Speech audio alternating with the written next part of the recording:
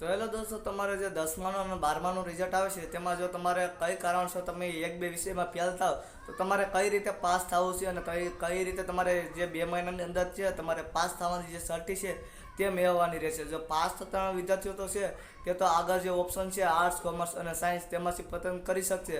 તો તમારે કઈ રીતે તમારે તેમાં પાસ થવું છે 1 મહિના અંદર ને 2 મહિના અંદર, તો વિડીયોમાં બના રહેજો। વિડીયો પસંદ આવતો વિડીયો લાઈક કરજો અને ચેનલને સબસ્ક્રાઈબ કરજો। ચાલુ કરીએ મિત્રો વિડીયો।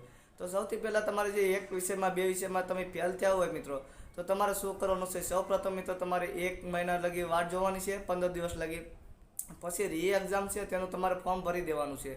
જો 2 વિષયમાં તમે ફેલ થયા હોય તો રી એક્ઝામ તમે આપી શકો છો, જેમાં તમે જે મહેનત કરી અને પાસ થાવ એટલે તમારે 2 મહિનાની અંદર તમારું જે પાસું રિઝલ્ટ છે તે આવી જશે અને 2 માર્કશીટ સાથે તમે પાસ થઈ જશો।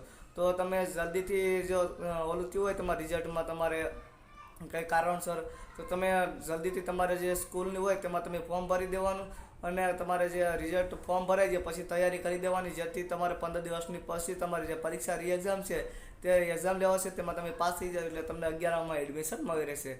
તો જે અત્યારે રિઝલ્ટ તો મિત્રો નથી આવ્યું, ખબર છે અત્યારે રિઝલ્ટનું કંઈ કારણસર એના માટે એક વિડીયોમાં બનાવી દીધો છે તે નથી આવ્યું, પણ જો રિઝલ્ટ આવી જાય ને તમારે જો આ કારણસર તમારે થાય તો તમારે રસ્તો છે તે અપનાવો અને વિડીયો પસંદ આવે તો વિડીયોને લાઈક કરવો, ચેનલને સબસ્ક્રાઈબ કરી અને તમારા મિત્રો તથા ફેમિલીમાં વિડીયોને સેન્ડ કરજો। મિત્રો મળીશું બીજા વિડીયોમાં।